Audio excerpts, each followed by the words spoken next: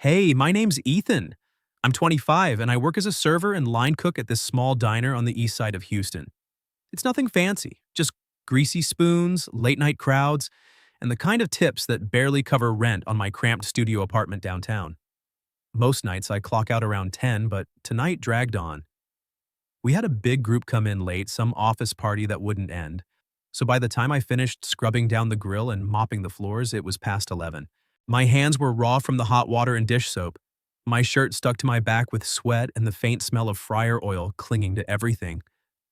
All I wanted was to crash on my lumpy couch, maybe scroll through my phone for a bit before passing out. I wiped my hands on my apron, untied it, and tossed it into the laundry bin. The diner's neon sign buzzed faintly outside the back door as I stepped into the cool night air, a rare break from Houston's usual muggy heat. A light drizzle had started, the kind that slicks the roads without really soaking you. I pulled out my phone to check for any missed calls. Nothing from my buddies, no texts from the girl I'd gone on one awkward date with last month. But there was one notification, a message from an unknown number. No name, no profile pic. Just a single line that hit me like a gut punch. If you really still love me, come now. My heart slammed against my ribs. I stared at the screen, the words blurring for a second under the streetlight. Who the hell was this? Wrong number, probably. Some drunk ex spilling their guts to the wrong person. But my mind didn't go there first. No, it jumped straight to her, Sophia. The woman I'd met over a year ago, the one who was 13 years older than me, the one I'd only spoken to once but couldn't shake from my thoughts no matter how hard I tried. It was ridiculous. Why would it be her? We hadn't exchanged numbers. Hell, we hadn't even flirted. But that night came rushing back like it was yesterday. She'd come into the diner to book a birthday party for her mom, nothing big, just a table for 10 with some appetizers and cake. She was polite, efficient, the kind of customer who didn't snap her fingers or complain about the wait. But there was something in her eyes, a quiet weariness she tried to hide behind that professional smile. I was the one who helped her carry in a case of wine from her car to the back kitchen. It was heavy, and she laughed softly when I nearly dropped it, saying, "Careful, that's the good stuff. My mom's favorite." What started as small talk turned into something else. The party wrapped up early, her family trickled out, but she lingered at the bar, nursing a glass of water while I cleaned up. I don't know why I sat down across from her. Maybe because the place was empty, or maybe because she looked like she needed someone to listen. We talked for almost 2 hours. Not about anything deep at first. The humidity in Houston, how the Astros were doing that season, her job as a project manager at some tech firm downtown. But it shifted. She opened up about feeling stuck, like life had passed her by in her late 30s. Divorced young, no kids, always putting work first. "Sometimes I wonder if I missed my shot at real happiness," she'd said, her voice barely above a whisper. I listened. Shared a bit about my own mess, dropping out of community college after my dad passed, bouncing between jobs, feeling like I was just treading water at 24. There was no spark, no cheesy pickup lines. Just two strangers connecting in a way that felt rare, honest. When she left, she thanked me with a genuine smile, the kind that lit up her tired eyes. "You're a good listener, Ethan. Don't lose that." And then she was gone. No number, no follow-up. I told myself it was nothing, just a random night. But I replayed it in my head for weeks, months even. Wondered if she'd thought about me too. Tried to forget, dated casually, buried myself in work. Failed. Now this message. If you really still love me, come now. Attached was a location pin, a 24/7 coffee shop near the old train station, about 20 minutes away. My thumb hovered over the delete button. This wasn't for me. Some poor sap's drama spilling over. But what if? What if it was her, reaching out after all this time? What if she was hurting, alone in that dingy spot, waiting for someone who wouldn't show? The thought twisted in my gut. I couldn't just ignore it, not when her face was the first thing that flashed in my mind. I grabbed my jacket from the back hook, the one with the frayed sleeves, and pulled it on. The rain had picked up, pattering against the diner's awning like impatient fingers. My beat-up motorcycle was parked out back. An old Honda I'd fixed up myself, not much to look at, but reliable enough. I swung a leg over, helmet on, and revved the engine. The streets were slick, headlights reflecting off puddles like shattered glass. Wind whipped through my jacket, cold and biting, but I barely felt it. My mind raced faster than the bike. What if it's not her? What if it is, and she's in trouble? What if she sent it on purpose, remembering that night? The coffee shop loomed ahead, a faded sign glowing open 24/7 through the downpour. I parked haphazardly, kicked the stand down, and jogged to the door, water dripping from my helmet. The bell jingled softly as I pushed inside. The place was empty except for a bored barista scrolling on his phone and one figure at the window booth. She was staring out at the rain, her profile silhouetted against the glass. Dark hair pulled back, shoulders slumped. My breath caught. It was her. Sophia. She turned slightly as I approached, her eyes red-rimmed, mascara smudged like she'd been crying. A cold cup of coffee sat untouched in front of her, steam long gone. She looked up, recognition dawning slow and shocked. "Ethan?" Her voice cracked, barely a whisper. "What are you doing here?" I stood there, dripping water on the floor, heart pounding like I'd run the whole way. The message wasn't for me. But here I was, and so was she. I froze for a second, water pooling at my feet, the bell's jingle still echoing in the quiet shop. The barista glanced up briefly before going back to his phone, oblivious. Sophia's eyes widened, flicking from my soaked jacket to my face, like she was trying to piece together if I was real or some rain-soaked hallucination. Her hands trembled slightly around the cold coffee cup, and she set it down with a soft clink. "Ethan," she repeated, her voice steadier now but still laced with confusion. How did you find me?" I hesitated, pulling out my phone with numb fingers. The screen was fogged from the humidity, but I wiped it clear and showed her the message. This came through right after my shift. Unknown number. It had the location pinned. I thought, well, I didn't know what to think, but something told me to come. She stared at the screen, her face paling. A small, bitter laugh escaped her lips, more like a sigh. Oh God, I must have fat-fingered the number. It was meant for someone else. She rubbed her temples, looking away toward the rain-streaked window. The streetlights outside blurred into orange halos, and the patter on the glass filled the silence between us. I should have felt stupid, barging in on a stranger's drama, assuming it was about me. But seeing her like this, vulnerable in a way she hadn't been that night at the diner, I couldn't just turn around and leave. "Look, if you want me to go—" "No." She cut me off quickly, almost desperately, then softened. "Please, sit. If you're here, maybe it's not a total mistake." I slid into the booth across from her, the vinyl seat creaking under my weight. The warmth of the shop started seeping through my wet clothes, but it did nothing for the chill in my chest. Up close, I could see the exhaustion etched into her features, the faint lines around her eyes, the way her makeup had smudged from tears. She was still beautiful, though, in that effortless way, her dark hair slightly tousled, a simple silver necklace catching the light. But tonight, the polish was cracked. We sat there for a minute, neither knowing where to start. Finally, she took a deep breath. It's been a long day, hell, a long year. She toyed with the edge of her napkin, shredding it absent-mindedly. I presented a project today, one I've been killing myself over for months. New software rollout for the company, something that could change how we handle client data. It went perfectly. Board loved it, colleagues clapped, even got a well-done email from the CEO. "Sounds like a win," I said softly, not wanting to interrupt but needing to fill the air. She nodded, but her smile didn't reach her eyes. It was, but the one person I wanted there, the one I thought would be proud, didn't show. No call, no text, just nothing. Her voice cracked on the last word and she looked down, fingers tightening around the cup. "We've been together, on and off, for 2 years. He's older, stable, the kind of guy everyone says is right for me. But lately, it's like I'm invisible. I sent that message hoping it'd shake him, make him prove he cared. And now—" She trailed off, glancing at my phone again. "Now you're here instead."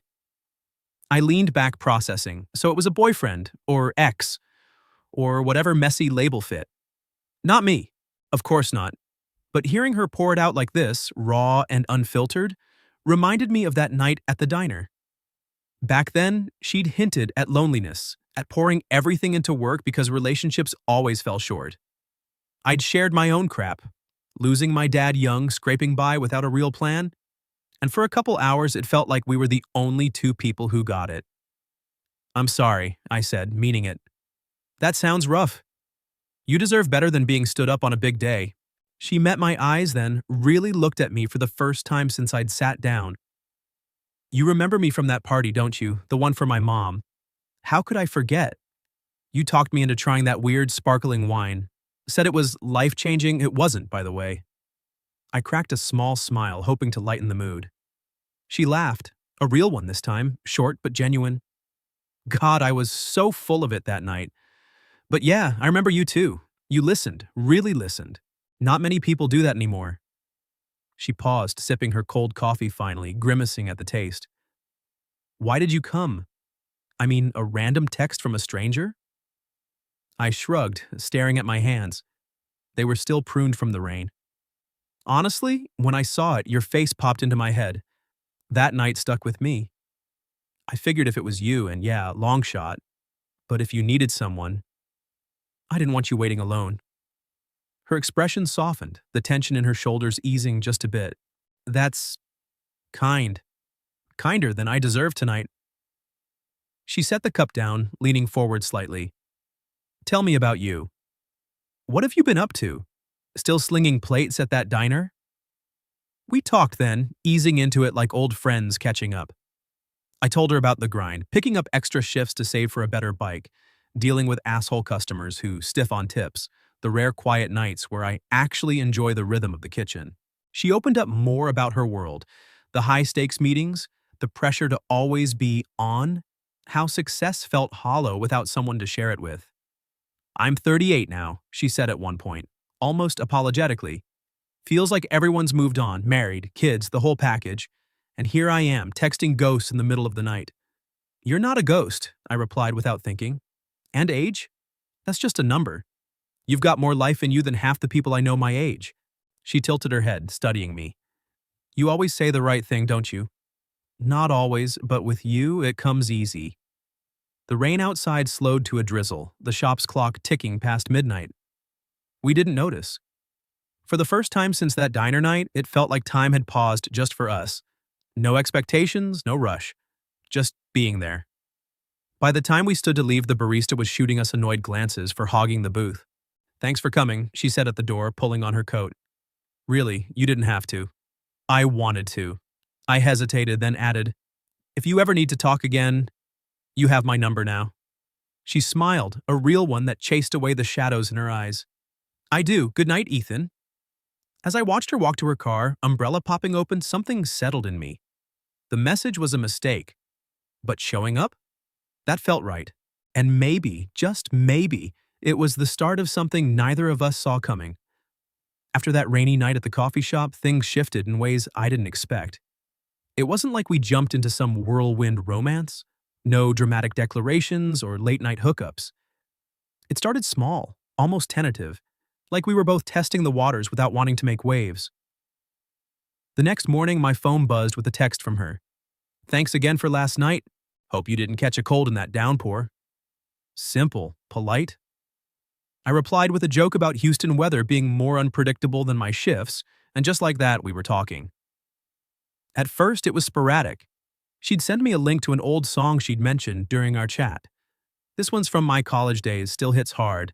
And I'd respond with a story from work, like how the head chef chewed me out for slicing onions too thick. "He acts like it's brain surgery," I'd type, adding a laughing emoji to keep it light. Her replies came quick, always thoughtful. "Sounds like he needs a hobby. Hang in there." Those messages became a rhythm, like a quiet pulse in my otherwise monotonous days. I checked my phone during breaks, smiling at her words, feeling a warmth that cut through the diner's fluorescent glare. We started meeting up too. Nothing planned far in advance, just casual invites. "Lunch tomorrow? My treat," she'd text, and I'd agree, swapping my apron for a clean shirt after my morning shift. We'd meet at this little park near downtown, away from the crowds, where the benches were shaded by old oaks and the air smelled like fresh-cut grass mixed with distant traffic. She'd bring sandwiches from a deli she liked, turkey on rye for me, veggie wrap for her, and we'd sit there talking over the hum of the city. She picked spots that felt private, tucked away from joggers and dog walkers, like she was conscious of eyes on us. I didn't mind. It made those moments feel like ours alone. The conversations deepened gradually. She'd share more about her life, the long hours at her tech job, juggling deadlines and team drama, how she'd climbed the ladder, but sometimes wondered if it was worth the isolation. I got divorced young, she confessed one afternoon, staring at a squirrel scampering up a tree. Thought I'd have kids by now, a family, but work took over and here I am. There was no self-pity in her voice, just quiet acceptance. I'd nod, sharing my own fragments. How losing my dad at 18 forced me to grow up fast, dropping out of school to support my mom, the endless grind of low-wage jobs that left me feeling stuck. I envy people with plans, and I'd say, me, I'm just winging it. Those talks felt easy, natural, like peeling back layers without force. But underneath, I was walking a tightrope. Happy? Yeah, more than I'd been in ages, but nervous too. The age gap loomed in my mind. 13 years. What was I doing? She was established, sophisticated. I was scraping by, still figuring out who I was. One lunch, as we laughed about a bad movie we'd both seen, our hands brushed on the bench. I almost grabbed hers, felt the spark, but pulled back at the last second. What if it ruined everything? What if she saw me as just a kid? She noticed, her smile fading slightly, but didn't say anything. We finished eating in comfortable silence, but that unspoken tension hung there. It built over weeks. Our texts grew more frequent, laced with inside jokes and subtle affection. She'd send a heart emoji after a goodnight message. I'd reply with one back, my pulse quickening. But doubts crept in. Friends at work would rib me about being glued to my phone. Got a girl, Ethan? And I'd brush it off. But inside, I wondered if this was real or just a rebound for her. The ex she'd mentioned that first night? She never brought him up again, but I sensed the shadow. And society?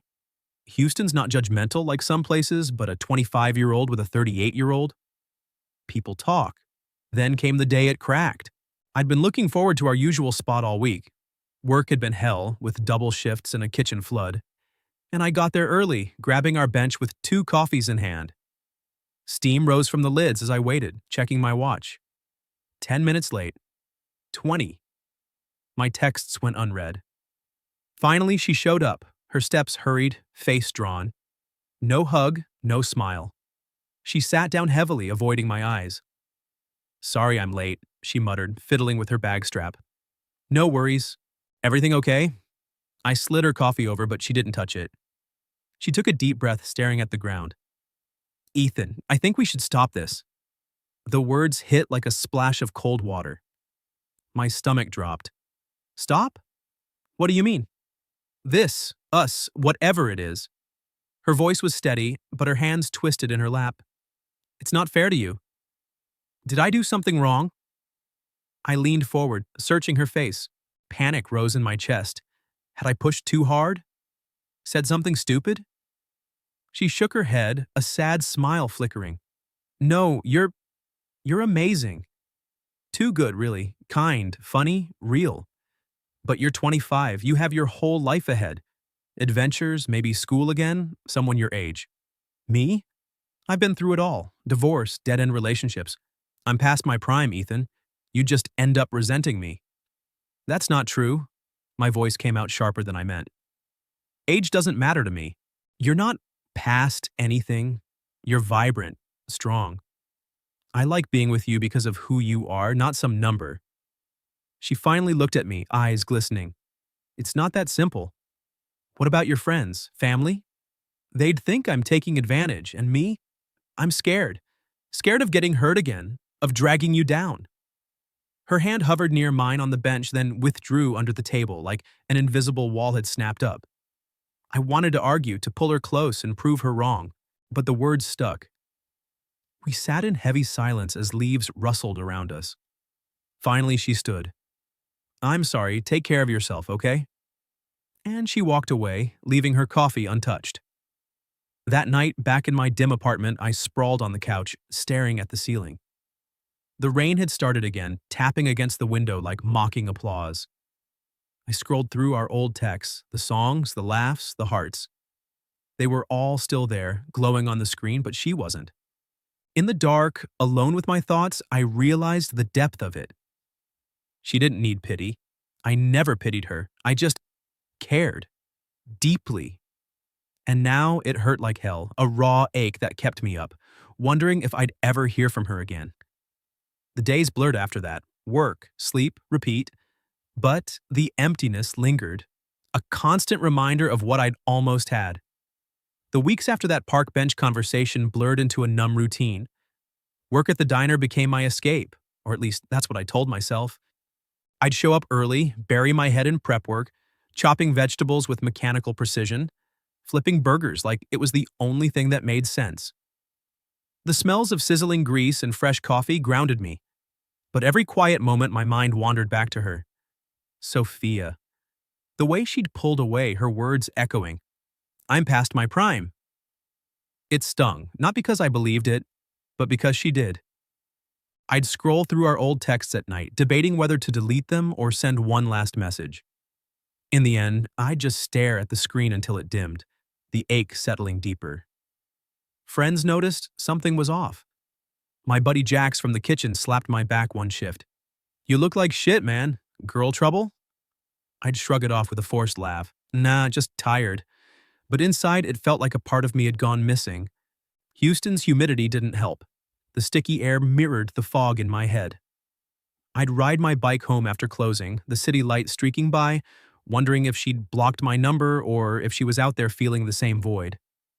Life went on, bills to pay, shifts to cover, but it felt hollow, like that one real connection had been yanked away just as it started to matter. Then came that afternoon when the sky cracked open. I'd just finished a brutal lunch rush, my arms aching from carrying trays, when the rain hit hard. Fat drops hammering the diner's roof like they were angry at the world. I was wiping down counters, mind numb, when my phone vibrated in my pocket. I pulled it out, expecting a spam call or a shift reminder. But it was her number. Sophia. My heart stuttered as I opened the message. You still at that spot from before? No, hi. No explanation. Just that.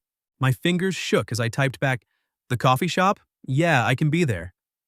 But before I hit send, another came through. The one from that night, please. I didn't think. I yelled to the chef that I had an emergency, grabbed my jacket, still damp from the morning drizzle, and bolted out the back door. The rain was relentless, soaking me through in seconds as I unlocked my bike. Pedaling hard, I weaved through traffic, horns blaring, water spraying up from puddles. My mind raced. Why now? After weeks of silence? Was she okay? The old coffee shop near the train station appeared through the sheets of rain, its sign flickering like a beacon. I chained my bike haphazardly to a pole, ignoring the downpour, and pushed through the door, the bell jingling like an old friend. There she was. Under the awning outside, actually, huddled against the wall, her coat pulled tight, hair plastered to her face from the wind. She looked smaller somehow, vulnerable in the storm, but when our eyes met, relief washed over her features. Ethan, she breathed, stepping forward. You came. Of course I did. I moved closer, shielding her from the worst of the gusts. Water dripped from my hair into my eyes, but I didn't care. What's going on? Are you all right? She nodded, then shook her head, a conflicted mess. Can we go inside? We ducked into the shop, the same booth as before, the barista giving us a sympathetic nod as he mopped up tracked-in puddles. She peeled off her wet coat, hanging it on the hook, and we sat. Her hands were cold when they brushed mine accidentally, and she pulled back quickly.